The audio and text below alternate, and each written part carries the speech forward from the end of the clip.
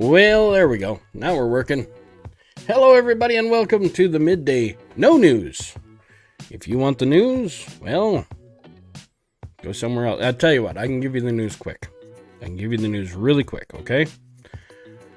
The left doesn't like the right doesn't like the left. Nobody likes Trump except for the people out here that like Trump. And let's see. COVID's still a thing, although the pandemic is over, according to the resident potato. Let's see. What else do we want to talk about? People are getting poorer, and the elites are getting richer. Let's see. That pretty well does it. That's. Oh, and we're all screwed, and war is coming soon. There. I think I hit all of the news topics for the day. Now, don't you feel better? Don't you feel better about having that information? Now, how about we give you some actual information, some shit that may actually keep you afloat in the future, in the very near future, if you ask me. So, how is everyone doing out there today? You doing well? You look good. You really do. You look like you're doing fine. Keep up the good work. And we'll be right here if you need a shoulder to lean on, okay? All right.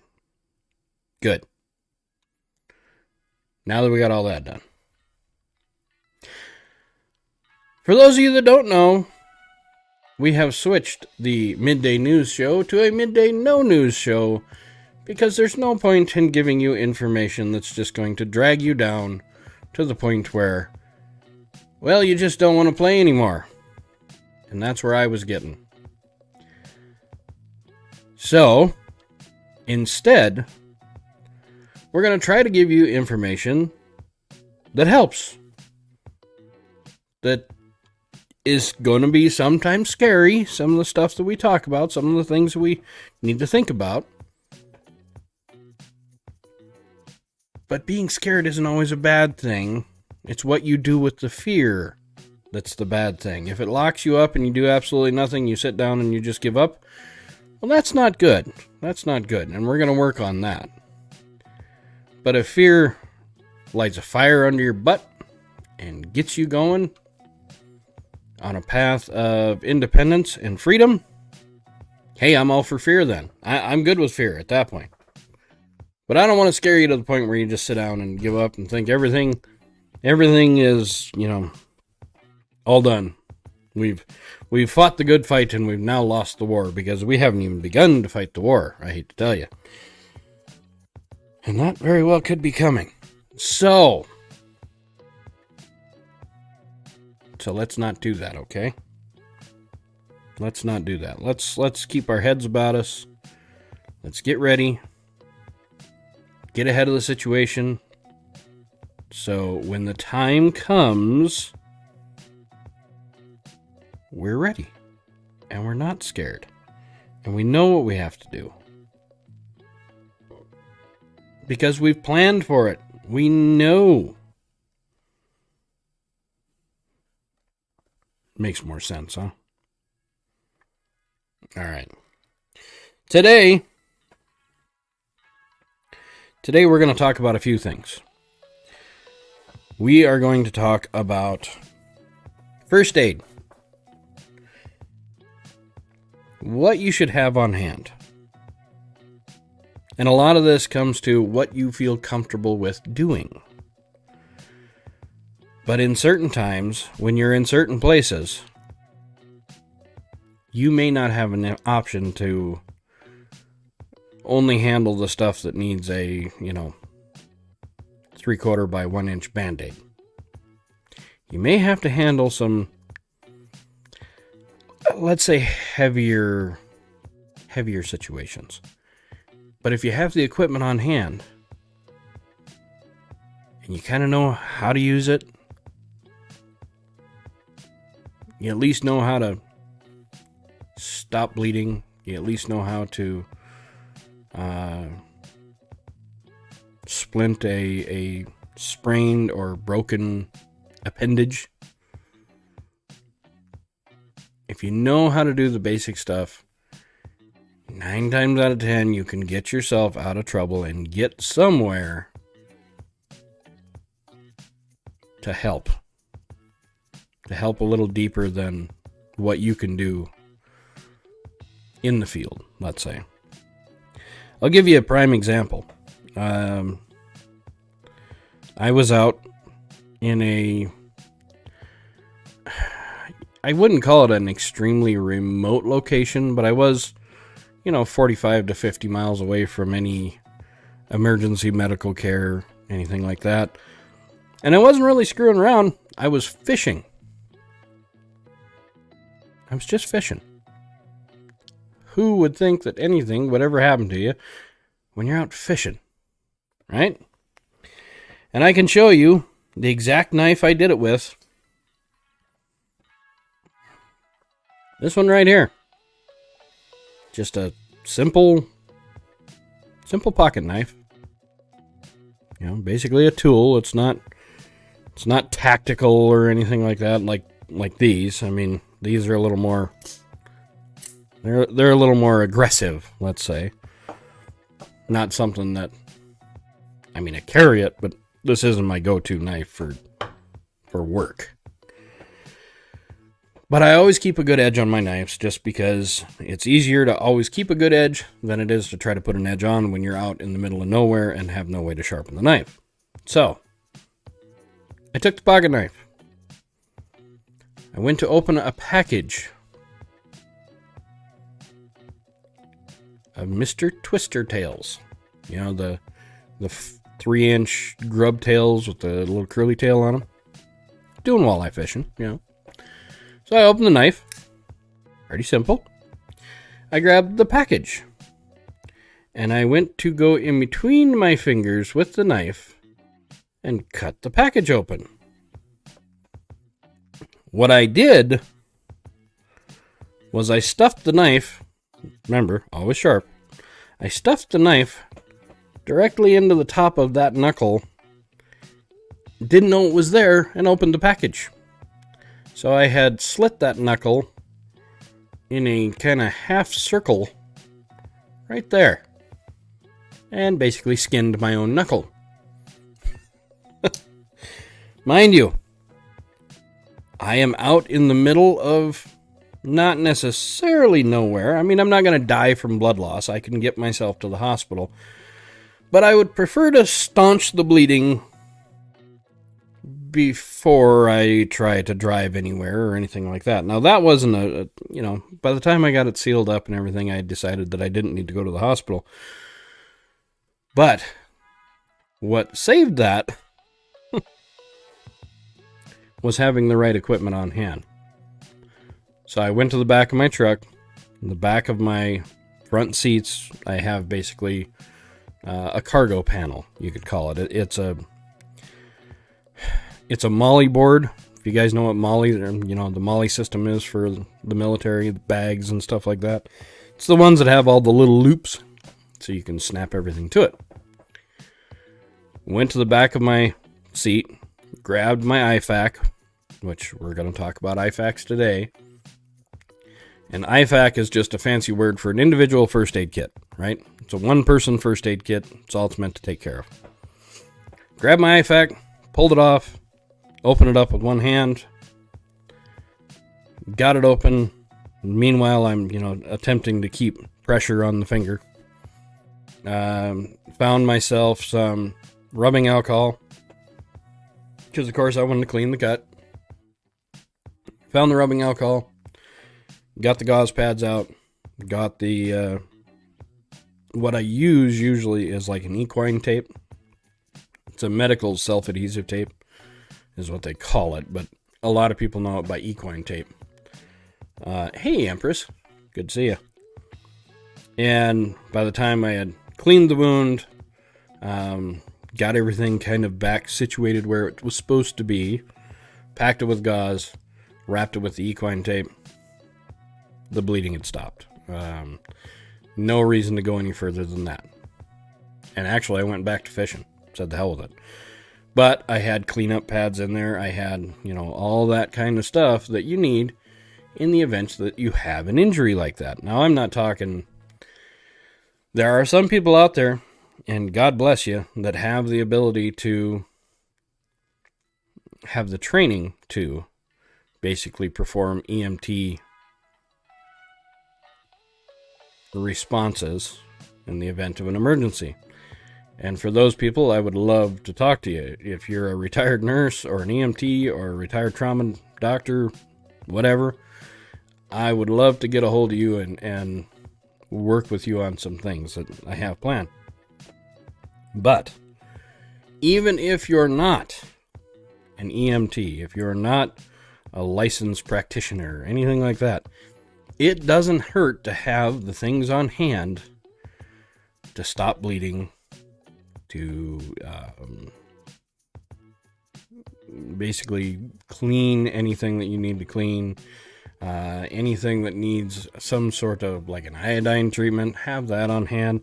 It's really inexpensive stuff, and it's really smart to have it when you need it.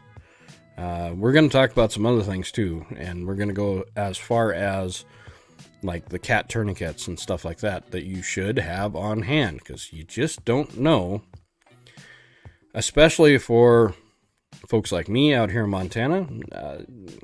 I could be 75 miles from the nearest healthcare facility and severely injure myself and need to take care of the problem, at least to get me to the hospital. So I need to gain myself. You guys have always heard of the term the golden hour, right? That's in a major medical issue, you have a golden hour. So a golden hour to get them to a physician, right? Get them to a professional that knows what they're doing. Well, what I try to do with having IFAKs and home first aid kits and that kind of stuff on hand is I try to gain me a little time in that golden hour. Because if I'm 75 miles from nowhere, that means I'm at least 75 minutes away from getting professional help. So that's what runs through the back of my mind. And I have a couple options here that we're going to watch in just a little bit. One of them is building your very own DIY IFAK, which is, again, individual first aid kit. Sounds really high-tech, that's all it means. And I also have another video on building your very own home-based first aid kit. And the home-based first aid kit, to be honest with you, I use the same one in all of my vehicles. So in my vehicle, I have an IFAK for every individual person, because depending on the person, I like to carry some different things. Like my son is allergic to peanuts and stuff like that. So I like to have his IFAK has EpiPens in it, has some of his allergy information. So if at any given time, if we get in a car wreck, something like that, I have his information that I can pull out of the IFAK, hand to the EMT, and continue my process of helping where I can, or helping myself, depending on if I'm injured. So having that information individualized per person in the vehicle or on your person when you're out hiking, something like that, is not a bad idea. In addition to the IFAKs in my vehicles, I also have a generalized first aid kit. And it's the same first aid kit that I keep in my home with a little added extras. But we'll talk about that. But I think today we're going to cover first aid. These are the things that you need to get on hand, right? Everybody telling, it's not a prepper thing. I'm not even going to go into the whole shortages or supply chain issues or stuff like that when we talk about first aid. The difference is people always think, well, I can get that anytime. Well, when you're bleeding out is not the time to run to Walmart and get your pack of gauze.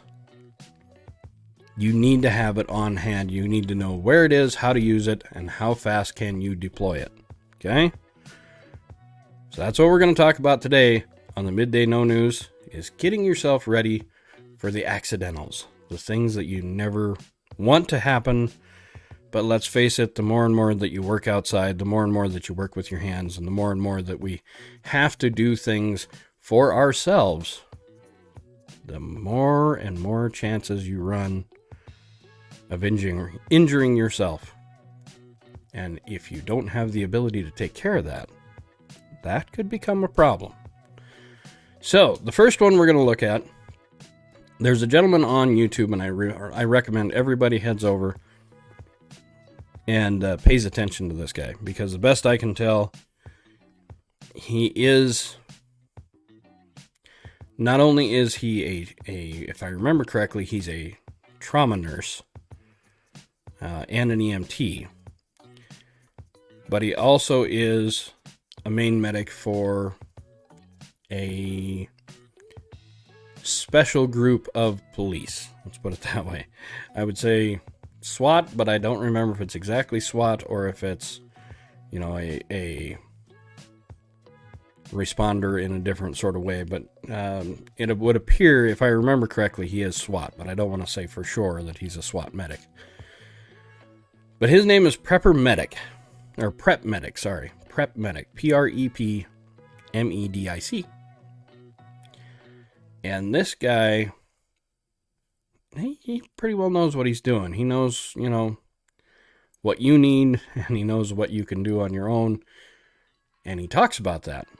So we're going to start off with setting up how to build your own IFAK, your individual first aid kit, and save yourself quite a bit of money compared to buying it from someone else who's put the kit together. Okay, so let's start there. Let me get that fired up. And I know this isn't stuff that everybody wants to talk about, but it's important stuff, and we need to think about it, although we don't want to ever think about accidents happening in our home or with our family members. So, here we go. Let's make sure that this comes up. Which one is going to full screen? There we go. All right. So here you go. How to build an IFAK and save yourself some money at the same time. That's kind of nice. Hey guys, my name's Sam and welcome to Prep Medic. This week's video, I'm going to show you how to put together your own life-saving first aid kit.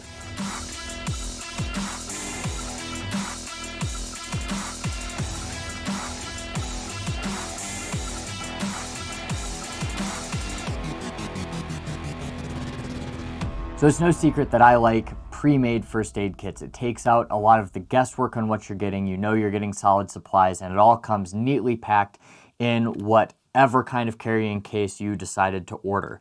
That being said, any company that is making a pre-made first aid kit with all the supplies in it is going to mark it up, between 10 and 20%. I don't think this is an unethical decision. I don't think this is bad on those companies, because it does take man hours to pack that kit. It takes, research to figure out what you're putting in it, how it fits, and then you're benefiting from that. So you're going to pay a little bit more. On every single one of those review videos, I get somebody saying, well, you could build it for half as much. And that's a little bit of an exaggeration, but I did want to go through the process of building a first aid kit, how I look at it, how I do it. Right here you have a kit I built for trail running, just something easy to put in my pack. And as you can see, I'm not always using these pre-packaged items I'm getting. So we're gonna go through kind of the selection of what equipment you're gonna put in here, how to pack it, and some different options for different levels of budget. Without further ado, let's get into the video. So let's start with gear selection, then we can talk about how you're going to carry it a little bit later. I am listing these items in what I see as kind of an order of importance. So if you can only afford one piece at a time, just pay attention to the list I'm laying out and go from the start to the end, and eventually you'll have what you need in the most effective order, in my opinion. Let me be clear that this kit is a life-threatening kit. I'm not talking about your really minor bumps and bruises. Everybody has Band-Aids around the house, little bandages, probably some antibiotic ointment. That is great, and I would highly recommend you include them in a kit, but maybe keep them a little bit more accessible than we're going to be making today. So this is life threats only. First and foremost, the first thing that I would put in any kit is some kind of packing gauze.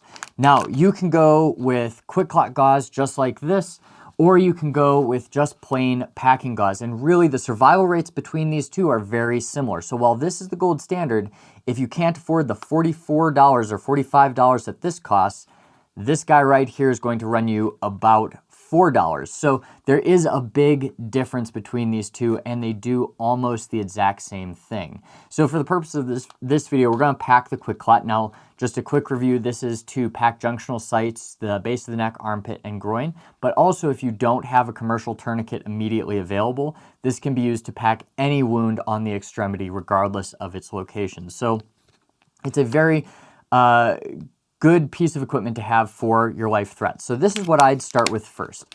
I should say that all of these supplies, I'm pricing it off of Medical Gear Outfitters. This is Skinny Medic's store, and I know we tease a lot, but we're actually friends. So he keeps fair prices, and you know you're getting authentic stuff from there. The code PrepMedic will get you 10% off, I believe, and then I've got an affiliate link down below. But if that doesn't work, use the code, or don't and get it from somewhere else. Just make sure it's a reputable company. All right, so number two, what we're looking at is a tourniquet of some kind. Now, I like the CAT tourniquet just because it's what I've been trained on. It's a solid piece of equipment, but the Committee for Tactical Combat Casualty Care, they have recommended a pretty big list now. It's not just this and the Soft T Wide.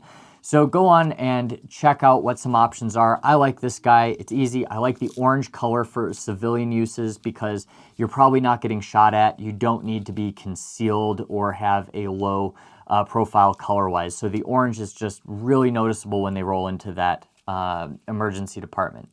So we've got a CAT tourniquet. This will run you about $30. One note with these is that there are a lot of counterfeit CATs on the market, especially on Amazon. I don't buy any medical supplies on Amazon because it's really hard to verify that you're getting it from a good source. And the counterfeits, while they might seem great, they break really easily. The windlasses break really easily. The cords snap.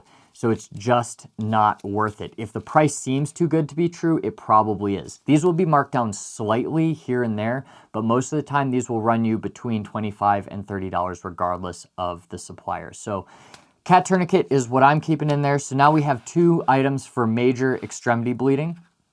The next thing we're going to throw in there is going to be some kind of pressure dressing. So this is a NAR emergency trauma dressing, tons on the market, and really they're all great. They all work excellent. Just find one that has a form factor that you want. So this guy right here costs about $9 on Medical Gear Outfitters. It's just a wrap for anything. So you can wrap one of these in if you've done that on a junctional site. You can also, wrap a head wound or maybe that arm wound that's bad bleeding but not quite life-threatening, so you're not going to apply a tourniquet or pack it. This is going to come in really handy. So that's the next thing I'm going to put in there. And coming down a little bit farther, we're going to look at doing a Mylar blanket. And like I said, this is what I view as kind of the order of importance. So these are space blankets. They reflect heat back to the casualty. Keep in mind that even on a hot day, your body starts to lose the ability to clot at 95 degrees. So if the temperature is under 95 degrees, you really have to work to keep that casualty warm, and they're not producing a lot of heat themselves. So insulating them and wrapping them in a Mylar blanket in cases of extreme trauma is really important, and I think that's something that can go in any kit. Once again, tons of different sizes, form factors. This is a really cheap one, and this guy will run about $5, but you can get much better items. North American Rescue has some that are a little bit thicker and more insulating.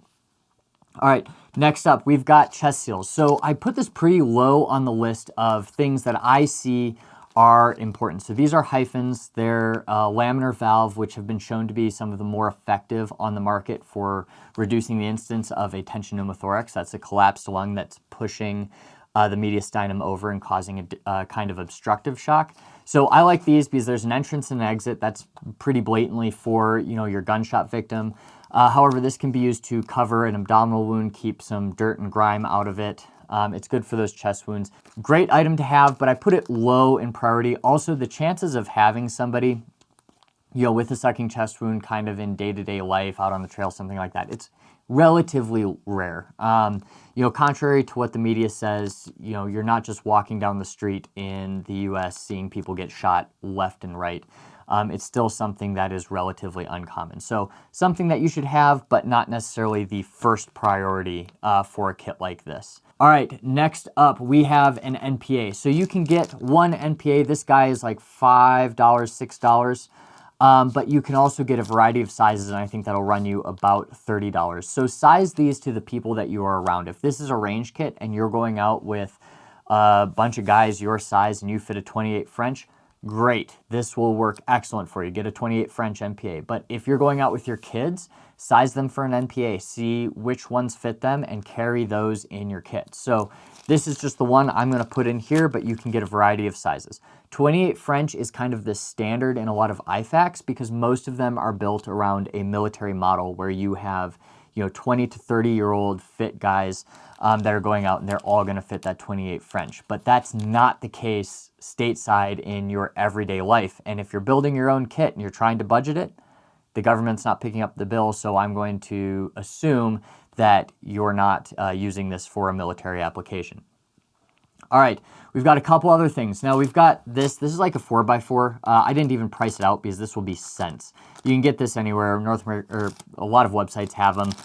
But also you can get, pretty much any bandage at Walgreens will work. And I'm throwing this in here for your minor bleeding. You've got a scrape you want to cover up, but we don't need to break into any of these supplies necessarily. And then a couple other things. We've got gloves. Once again, not pricing them out. These are really cheap. You could even get like some food server gloves.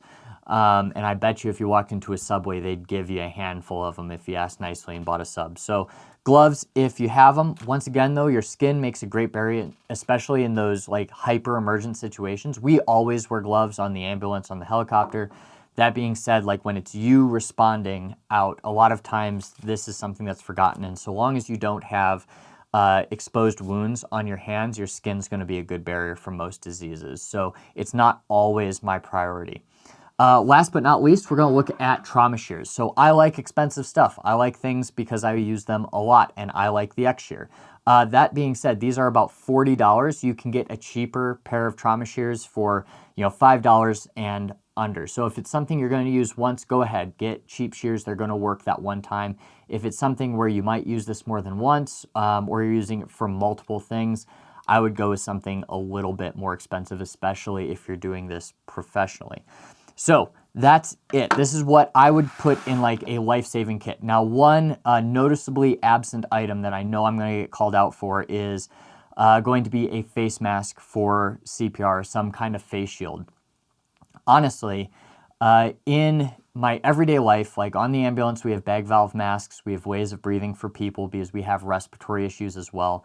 Out and about for life-saving care, if I'm doing CPR on somebody, I'm going to go to hands-only CPR. That breath, or those 2 breaths every 30 compressions, have really been shown to be no better for survival than just doing good quality compressions for the patient with an open airway. Every time you come off their chest, they're going to inhale a little bit and they're going to circulate more oxygen. So if you want to throw in a face shield in here, if you were trained 30-2, do what you were trained to do. So I would recommend throwing that in. So that's everything I have in here. Now, storing this, you can do this multiple ways. Now, I have a way I like to do it, but if you really want like cheap grocery store option, go with a heavy-duty plastic bag. Throw these components in there, and you can throw this kit anywhere. Most of us don't need a nylon kit because those are meant to be mounted to things. And unless you're walking around with MOLLE all the time, or you have something specifically you want to MOLLE it onto or attach it to in a specific situation, those kits aren't going to do anything for you except maybe organize it in a specific way, make it easier to get out in certain situations. For most of us though, we can just throw this in a plastic bag. I, however, prefer to vacuum seal it. Now, vacuum sealers are something a lot of people have in their kitchen. They're great, for storing meats and, getting food to not go bad quite as fast. If you don't have one of these, you can buy them for like $30 on up on Amazon. Just read the reviews, make sure you're getting one that actually works. But a lot of them work really well. This one, I have no idea what the brand is. This is like an old Dropbox one from my in-laws that they had at one of their gift shops. So I have no idea. It works well for me. In this case, what I'm going to do is I'm going to get one of their bags. And full disclosure, in the interest of transparency, this is my third take and actually putting this in a bag, getting in the vacuum sealer, had a little bit of problem with some of the quality on these. So it goes to show you get what you pay for. Make sure you're buying some quality bags there. I think I have it figured out. I at least know how to use my equipment now. So here we've got the bag. Now you can get these in bags. You can get them in a tube format where you seal one end, then the other, and that allows you to accommodate a wide range of different equipment and sizes.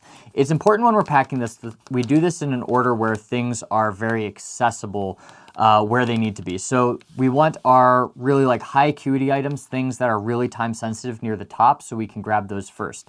A disadvantage of using a vacuum sealer or plastic bag as opposed to nylon is that not everything is laid out in a very specific order. When we open this, it's all gonna go everywhere. So obviously that doesn't work for everybody.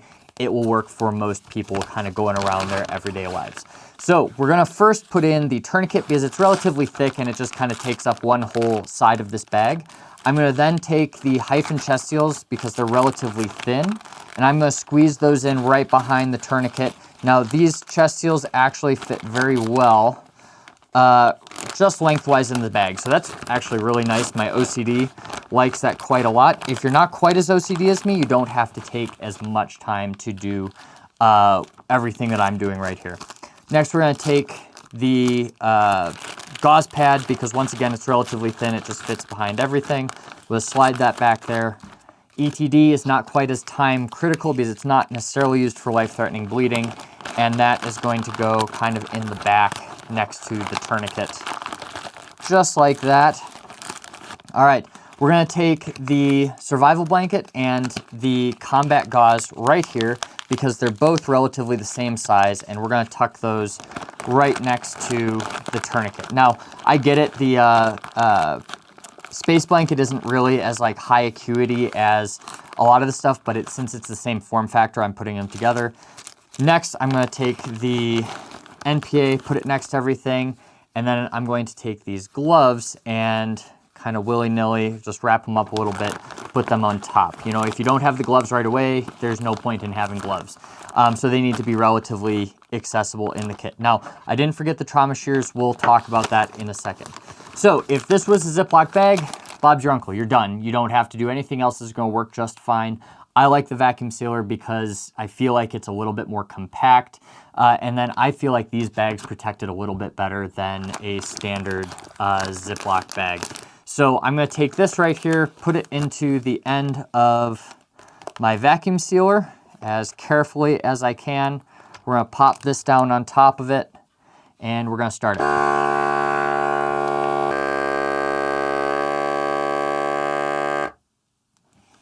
And just like that, we have a completely sealed first aid kit. Now you have to be a little bit careful of the steam right when it comes out because it's still hot and it can rip back apart, but you can see how compact this is. I can put this in just about anything.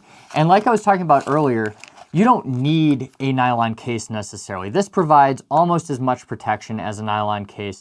You can put this in a glove compartment, throw it in a backpack, desk drawer, wherever you carry medical supplies, this will probably work for you unless it's like on body.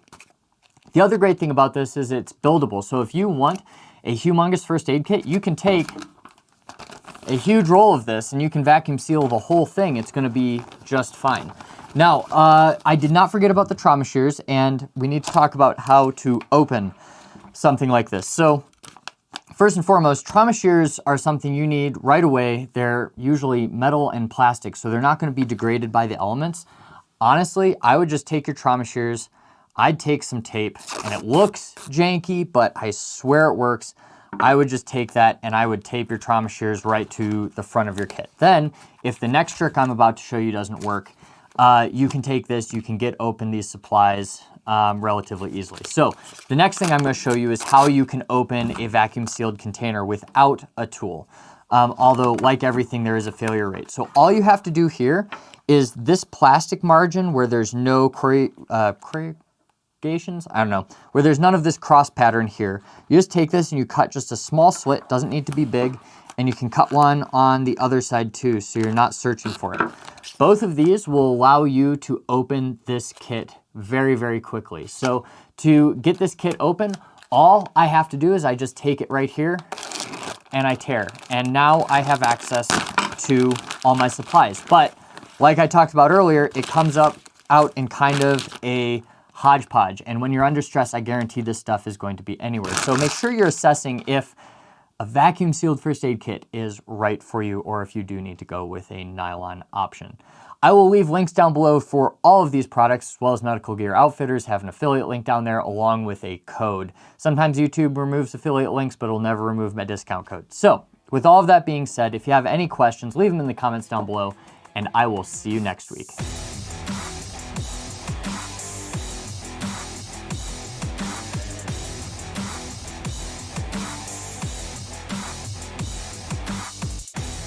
All right. So you probably noticed that kit, the one thing that kit surrounded around was bleeding. Stop the bleeding, stop the bleeding, stop the bleeding. Usually 9 times out of 10, that's what you're doing. That's the major concern. And when he was talking about nylon patches, well, let's see here. I can get this to where, there you go. When he's talking about nylon bags, this is the type of bag he's talking about. I do have Molly systems on a lot of my stuff, so I do have the Molly bags. And why I like this bag is you can label them pretty easily with the Velcro labels. And, of course, I have my med patch on this one. So you can see that's the first aid bag, right? But what I like about this bag is it's a breakaway bag, okay? So if I need my med kit, I take that strap loose, I grab this and use this as a handle, and I pull, I pull this away. This stays in the truck, bag's with me, okay? Get back to the truck, stick it back on, and away we go. So you're not having to dismount and remount all the time with the Molly kit. You just unclip, grab top strap, and pull away. Okay? So, and to let you know, this is, I believe, an Orca. Let's see here. Yeah, it's an Orca tactical bag, is this bag. Now, this bag is quite large for an OFAC, or an IFAC. I carry a lot more than what he had. But his is trauma response, get there, get the bleeding stopped, then get them somewhere where you can provide more medical attention. Now, we're going to take a look at setting up your all right, guys. So your home or auto first aid kit. Okay, this is going to get into more of the ouchie boo boo stuff, the bumps and bruises, the minor injuries, stuff like that. Because you have to remember, depending on where you're at and depending on what your situation is, even a minor injury that goes untreated can become a major problem if infection starts, if, let's say there's something that you missed. Oh, it's not a big deal, it's just a cut. You walk through a crick, now you have, intrusions into that wound. Nothing's good. We actually had a friend of ours, her son almost died. He was in a creek, they were playing in a creek. Sorry, creek? Is that how we say it? Creek? Playing in a creek, and they were just messing around, and he got a splash of water in his mouth. Turned out that the water had E. coli, and it damn near killed him. They couldn't figure out what was going on. He was severely ill, and of course the doctors are asking, okay, where's he been? What's he ate? Da-da-da-da. They had no idea. Tested him. Come to find out it was E. coli from the crick. So, yeah, the outdoors are fun. The outdoors are great to be in. But the outdoors expose you to the outdoors. You got to be ready for it. So we're going to take a look at, let's see, how to build a home first aid kit. And what I like about this guy is he's not wrong. I don't buy my first aid stuff off of Amazon. I don't, unless I absolutely have to. I try not to buy it off of Walmart unless, you know, I'm in the store and I need a gauze roll or something like that. I may grab it and just have it on hand. But I'd much rather go to a medical supplier and know I'm getting the right stuff. I so cheated for the first aid kit long ago. I found an old overnight hard case at a thrift store. Hey, that works. About 8 by 18 by 9. Works great. Yeah. And it doesn't have to be a first aid kit. You know, just like Empress said. She just found a hard case. Works great. Takes a beating, but inside is all protected. Yeah, if you can find like some of those Pelican cases, you know, if you can find those used laying around. I found them at thrift stores before. Amazed, but I found them at thrift stores. I think if I remember right, I had to buy new foam for the inside. That was it. And we were good to go. So yeah, keep your eye out for any hard cases. I like the bags just because as it, you know, being in the vehicle and having the back seat or the back of the front seats with hard cases, well, for the people sitting in back, it can get a little annoying or a little painful having a hard case rub against you, where having all the soft cases, it's really easy to hop in. You know, they kind of move with you and makes it a little easier. But absolutely, at your house, hard cases work the best. Never thought about a Mylar blanket? Well, you better get one in.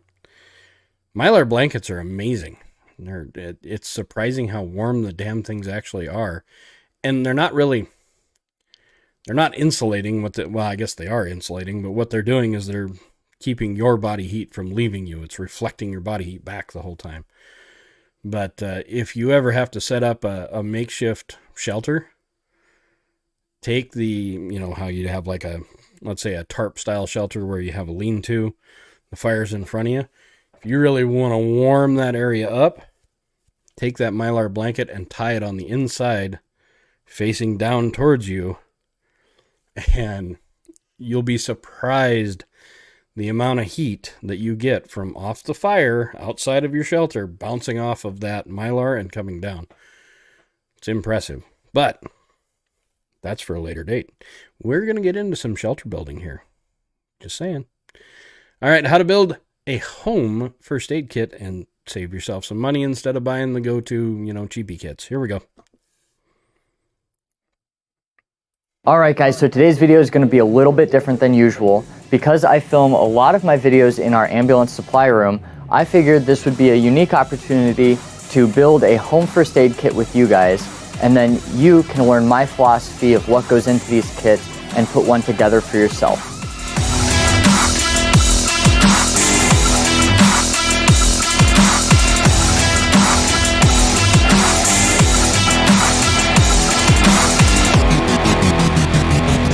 So I know I've been pretty bad at these video series, and I have this tendency of saying I'm going to do multiple videos, the assessment series for one, which I'm still getting to, by the way. But for this one, I want this to be a 2 or 3 part series where today's video we'll talk about a home first aid kit, and then we'll put one together about your car first aid kit, and then we'll take a look at what your on-body or backpack first aid kit might have in it.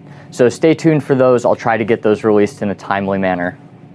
So I divide my first aid kits into a couple different categories. So for one, I have my core contents, and that's going to be basically what's the same in all of my kits, the things that I feel are vital no matter where I am, what I am doing.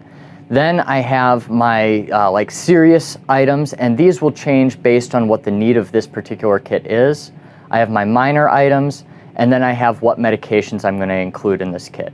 So for a home kit and for any kit, my core contents is always going to start out with a tourniquet. You know, every time I put out a video about a tourniquet, somebody ends up messaging saying, hey, what about the RATS tourniquet? What about the SWAT-T? What about the rapid application, something else? Unless it is approved by TCCC, I would not use it as your primary tourniquet. Now you can use the SWAT-T and these other tourniquets for backups if you want, because I know they are a lot cheaper and budget is a thing that's at the forefront of a lot of people's minds. However, these tourniquets, the CAT, the Soft T Wide, and the EMT tourniquet are the only three that have been approved by the American College of Surgeons and have been shown to work effectively in high stress situations. So I would always have at least one of these three tourniquets in your kit, if not a couple of them. So the tourniquet is kind of your base, and I would always start all kits out with your tourniquet. The second thing I'd make sure I have in every kit is some Z-fold gauze that can be used to pack a junctional hemorrhage. Now I should mention that I've got a video detailing how to pack a junctional hemorrhage and then how to use a tourniquet as well. So if you want, you can check those out to kind of learn how to do these two skills. So these are also very important. And these are fairly multi-use as well. They can be used as a pressure bandage. They can be used as kind of a 4x4 to absorb blood, whatever it might be, but their primary use should be packing wounds. All right, the third must-have item in this kit that kind of goes along with your wound packing supplies are going to be some kind of pressure bandage. Now, these are emergency trauma dressings from North American Rescue. It really doesn't matter what brand you're using. If you're using H&H or something else, these all will work pretty well. I've got a video talking about the Olays dressing and comparing them to these. There's also the Israeli dressing. They're all great. And these will be used to control that bleeding that might not be life-threatening but needs to be controlled relatively soon, or it'll be used to secure wound pack into that junctional hemorrhage or that junctional wound after you get that bleeding controlled. So these are also very important to have. These are also very handy for head wounds. You know, scalp lacerations bleed a lot, and these are really great to wrap around the head and get that pressure on there so they're not bleeding too much and making a mess if nothing else. All right, the fourth thing I would have in your core is going to be chest seals. Once again, there's a lot of brands of these. It's not as important to pick the right brand with chest seals as it is with tourniquets, but there are some more reputable brands than others. I'm using the Hyphen. These are the compact chest seals. These both have vents in them, work pretty well, and I would always recommend you have at least 2 chest seals for an entry wound and an exit wound on the chest. And then the other thing I would make sure you have is a NPA. And I'm a little bit, you know, you don't necessarily need this. I would always put them in there because I'm trained in it. You know, they're not hard to learn. It's a good way to not secure an airway, but to clear an airway, make sure you have a direct path of communication from the outside of the nose to the pharynx, and they work fairly well. So I would recommend having an NPA in your core kit as well, but if you decided not to put this in because you're not comfortable inserting it, I'd think that would be acceptable as well. The final thing, well, kind of, one of the final things is going to be a CPR mask. I opt not to use a CPR mask, and I've talked to people in the comments about this a little bit. I'll use a bag valve mask generally, which is what I have here. We don't actually even have CPR masks in this room, so I don't even have one to show you. But basically that's going to be a barrier that you can put over a patient's mouth, and that will allow you to give them rescue breaths during CPR in your 30-2, or to breathe for them while they're in respiratory arrest, so if they're not breathing but they do have a pulse. What I tell a lot of people is that doing rescue breaths during CPR isn't really something that's taught a whole lot anymore, at least for bystanders. It's far better just to push on the chest at a rate of at least 100 compressions a minute, and that's going to give them almost as good of an outcome as if you were giving rescue breaths at 30-2. Now, why I still will carry a CPR mask or a BVM in a kit is because if somebody's in respiratory arrest, whether that's from a head injury, overdose, or something else, then that gives me the ability to breathe for them for a period of time until more help can get there. So I would definitely have some kind of CPR mask or something to respirate for that patient in your core kit. Lastly, and oh my gosh, you guys have called me on this a couple times when I forget to mention them or don't have them in a kit, is you should have some PPE, so personal protective equipment. So generally this is going to consist of gloves. You can also put on like some safety glasses or something if you're concerned. But I would make sure you have some kind of PPE in your kit so you're not getting blood on your hands and potentially contaminating yourself or others. All right, so moving on from the core kit, I want to move on to more of the serious issues that might not be as life-threatening as some of these, but are still something you're going to have to take care of in the home environment. So with this set of equipment, I'm thinking more about what specifically am I worried is going to happen in my home? What do I need to be prepared to treat? And generally at home, that's going to be little accidents here and there. If you have kids, or maybe not even kids, if you're on ladders or working or active, you're going to be looking at broken bones, minor lacerations, scrapes, burns, bruises, that kind of thing. So I want to have a plethora of equipment that can take care of that. So starting out the serious section, I'm going to just have some roller gauze of some kind.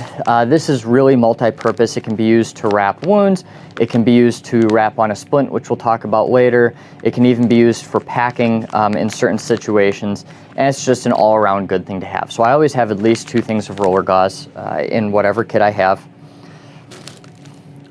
To go along with the roller gauze, I'm going to have a SAM splint. This is usually what I'll use. It's just a really compact, foldable splint that can be used on pretty much any extremity. It's not perfect, but it is a pretty good form factor, and I think this is the best of both worlds, and you're not sacrificing a lot of room for this.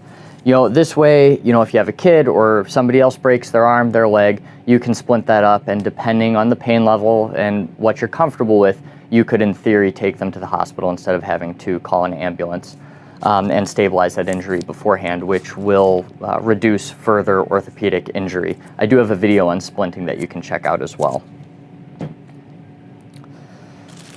Additionally, something else that can be secured with that roller gauze we were talking about, I'd get a big abdominal trauma dressing of some sort. This is just a huge absorbent pad. It can be placed on, an evisceration. It can be placed, even this one can be placed on burns, something like that. So more of a massive injury if it's, scalding water or something like that. This is really multi-purpose. And that kind of goes into the next thing, that I don't have a specific burn dressing that we use on the ambulance. We use Saran Wrap a lot of the time, to tell you the truth. But I would have something that can treat burns in your first aid kit, because that is pretty common injury at home. You have scalding water or, burn on the stove, especially if you have kids. So for a burn dressing, you want something that's not going to leave fibers in that burn, that's not going to, stick as they try to peel it off, causing more tissue damage. And I believe this is one that will accomplish that as well. This will also be good for your abdominal wounds. You can put this over the abdomen, keep organisms from getting in, and just kind of protect it as you wait for further help. So I'd always have some kind of big trauma dressing in your kit. Beyond that, I would have saline flush of some sort. It can be sterile water, it can be saline, just something for wound cleaning or eye irrigation, something like that. So you have a kid, they fall, they stumble, they have rocks and scrapes up and down their leg. This is good to kind of rinse that wound out, get the gross contaminants off of that. Same with something in their eye. It's good to have something that you can drain into their eye, rinse that out with. And this will be pretty useful. So these are just IV flushes we have. We also have canisters of normal saline we'll use on scene periodically. Going along with that eye injury, I'll carry an eye shield. Generally, you want to carry 2. This will go over their eye if they injured. It keeps it closed, keeps them from looking around. Will reduce some pain and some panic associated with that, and then will reduce any further injury. So I would get an eye shield. This is the North American Rescue cheap one. You can get them from anywhere. It doesn't really matter. And I almost forgot to mention, I would carry 2 triangular bandages, also known as cravats. These are very multi-use, and they'll be used to do a sling and a swath. If you have to splint somebody's arm, they can be used as dressings, pressure dressings. If you've used the other ones, they've got a lot of uses. So I'd carry at least 2 of these in whatever kit you have. And then tape. Tape has a lot of different purposes. Get something that's pretty thick, that's pretty easy to tear with your hand, not something that you need to cut with scissors. This will be very useful for you, whether that's securing a dressing or what have you. All right, last but not least in this section, I'd carry a pair of trauma shears. It'll just let you cut off clothing. If it's a orthopedic injury especially, they're not going to want to pull their arm out of that. I can speak from experience. I dislocated my shoulder last year in a motorcycle accident, and they were trying to get my motorcycle jacket off, and I eventually just told them, no, just cut it. So something like that, you know, if your kid falls, breaks their arm, and I'm sorry, I'm kind of harping on, you know, kids getting injured. That's kind of where my mind goes to with a home first aid kit. But, you know, this could be, you know, your partner or somebody else around your house as well, or even just a contractor that falls off your roof. So I'm sorry I keep on going back to the kids, but trauma shears will reduce pain. They'll be able to expose injury sites without aggravating a patient too much. So I'd recommend getting a cheap pair of these. They don't have to be premium for this, because you're not going to be whipping out your home first aid kit all the time. This isn't something that you're using as part of a job. This is something that you're using you know, just once in a while if something happens in your home. So hopefully you're not using this that much. Okay, so now moving into your minor wounds and issues. We'll move these off to the side. You know, these are completely non-life-threatening things. So, you know, obviously the first thing that comes to mind is make sure you have some Band-Aids. You know, just get some various sizes and shapes. They're, you know, something you're going to use probably a lot. So I'm not too concerned what you get. Just get something that'll work for you.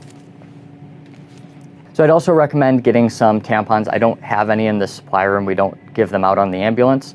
But, you know, for the unexpected period at your house, or, you know, a severe nosebleed, they work pretty well. Do not use tampons to pack bullet holes. That's a very common misconception. Maybe I'll do a video on that in the future. But just take my word on that. Don't use tampons to pack wounds. The other thing I recommend getting is tweezers. Once again, I don't have any on me, but I'd get some tweezers to pull splinters out, anything like that. It would be a good idea to have in your first aid kit. All right, the last section of this video and the last part of your kit that I would consider implementing is going to be medications. I've had a lot of questions about what medications you should put in your home first aid kit. So for your home medications, I would start with your over-the-counter pills. So I would always have, I've got a couple of these, make sure I'm showing you the right thing. Tylenol is, you know, it's a painkiller. It's a good thing to have on hand for your headaches, your bumps, bruises, things like that. I would also make sure you have ibuprofen. Ibuprofen and Tylenol can be used interchangeably. So if you have somebody that's, you know, really sick, you can take some ibuprofen, wait 2 hours, take some Tylenol, and then their doses are going to overlap, and you don't have periods where the medication's no longer working, but you can't take anymore. So I'd really use these in conjunction. Just be aware that any NSAID, so non-steroidal anti-inflammatory like ibuprofen, will slightly increase the chance of bleeding. So be careful using ibuprofen in more severe trauma cases. The other over-the-counter medication that I would consider getting is some aspirin. Aspirin, 1, can be used as a painkiller, but 2, if you have somebody experiencing chest pain, you know, cardiac symptoms like that, you can give them 325 milligrams of aspirin, have them chew it up, and that's going to help them down the road. So I'd always recommend carrying some aspirin as well. But just like the ibuprofen, aspirin will make them bleed slightly more. That being said, common misconception with aspirin is that it's a blood thinner. It's actually not. It's an antiplatelet and doesn't actually thin the blood like, say, Coumadin would. I would also consider carrying some diphenhydramine. So this is your Benadryl. It'll be good for your minor contact dermatitis, so things like poison ivy, rashes, things of that nature, and that's also good for allergies. And I wouldn't recommend doing it regularly, but can be used as a sleep aid as well. So if somebody is like really sick or something and they can't get to sleep, Benadryl isn't a bad option for you there. So I'd get some Benadryl. I would also look at getting some Tums. I have these in kind of a janky wrapper, but you can get the entire kit. It's whatever you want to put it in. And then the last kind of set of things I would consider for this are going to be antibiotic ointment, wound cleaning. You know, you don't want to go crazy with your triple antibiotic ointment. You know, I got some comments in the last video, oh, you shouldn't be using antibiotics that much, which is true. However, there's certain situations, say, you know, your cat bites you, you know, rusty fence cuts you, something like that, where you're going to want to put some kind of antibiotic ointment on that wound. So I would always have the antibiotic ointment. And then you can have some bacitracin as well for your more minor cuts, stings, things like that. You can put that on the Band-Aid and then put that over the wound. And last but not least, you know, hydrocortisone, anti-itch cream of some kind. It could make somebody's life just a little bit easier after they get stung by a bee or have some poison ivy on them, whatever it might be. One thing that I completely forgot to mention when it comes to medications for your home kit is going to be any prescribed rescue medications. So that might be an EpiPen if somebody in your household is anaphylactically allergic to some substance. It may be a rescue inhaler for asthmatics, or it might be something like glucagon, which is an injection for diabetics if they go hypoglycemic. If you have somebody in your household that is diagnosed with an issue that does have some kind of rescue medication, I would highly recommend getting an extra of that and putting it in your home first aid kit, not just up in your medication cabinet. So that's the main equipment that I'd put in my home first aid kit. I know a lot of people are going to comment, say, hey, you know, I'd put in a pulse oximeter, I'd put in, you know, these diagnostic equipment. I'm looking at this more from the layperson's perspective, where you're not going to be getting a pulse and a blood pressure on somebody. You're going to be seeing a symptom or a wound, and you're going to be treating that, and you're not going to be delving too deep into the pathophys of that patient going further. You know, obviously, if you are trained in advanced first aid or have higher certifications, you can always put more into this kit, but I think this is a decent kit for your average layperson. As far as bags that you can put this in, don't get too hung up on what you're going to put this in. You know, obviously you want to make sure that the tourniquet and the major bleeding control stuff is very easily accessible, but everything else, even into a backpack that has some internal compartments, will be just fine. You don't need to buy a super fancy wall mount kit or a super fancy aid bag, anything like that. If that's something you want to do, obviously there's a lot of bags out there that will make your life a little bit easier as far as organization goes, but I really don't think it's a super necessary step to take. If you think I forgot anything in this kit, and I guarantee you I forgot something in this kit, leave it in the comments down below. You know, like I said in previous videos, I always enjoy hearing from you guys, and I like learning from your suggestions. Before I did this video, I kind of reached out to other people in my department and got their take on what they would carry in their kit, and we kind of came to these as a consensus. But that's not to say there's not something that we should have put in here that we didn't. Like I said, this is video 1 in hopefully a 3-part series. I'll get those videos out in the near future, and I'll try to do better with following up with those video requests. I've got a lot of requests from you guys, and I'm trying to get to them, you know, just pumping out videos as much as I can. So, you know, if you think I forgot about you, I didn't. I've got a big running list of all the videos I need to do, but it just might be a little bit before I can get to them. So, I appreciate you guys watching, and I will see you next week.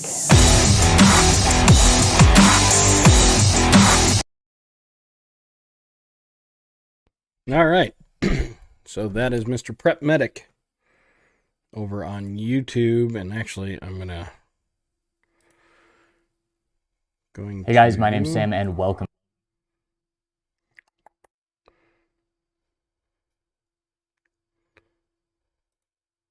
I will drop his link to his channel. Hope he doesn't mind me using him. He's actually a good source for first aid. But we'll drop his channel out there for everybody. Let's see. We got it on the Foxhole. We're going to put that in on DLive. You have to forgive me. I got a bunch of places to drop this in, so let's see here. Get it on Trovo.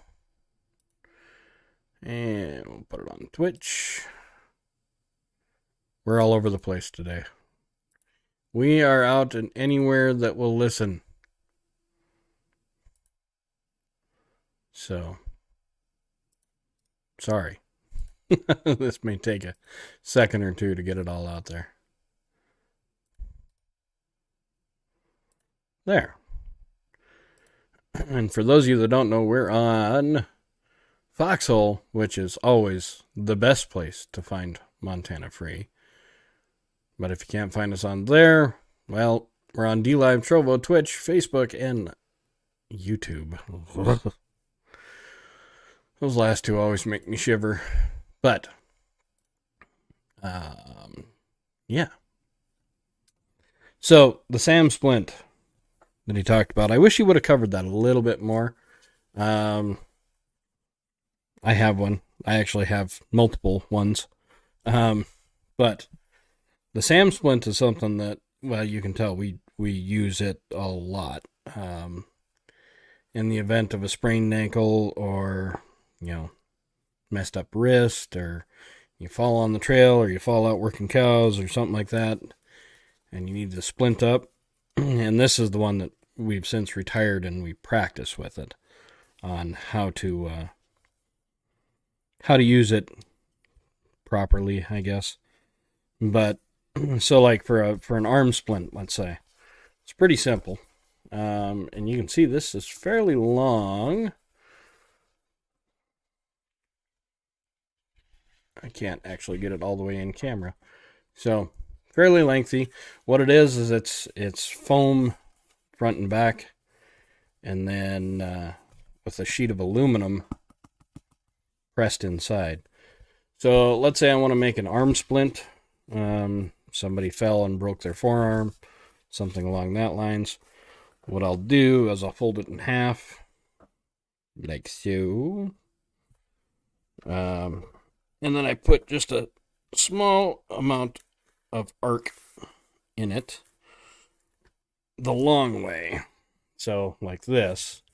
You can see that's kind of got a bit of an arc to it. There we go. And what that does is it stiffens it up.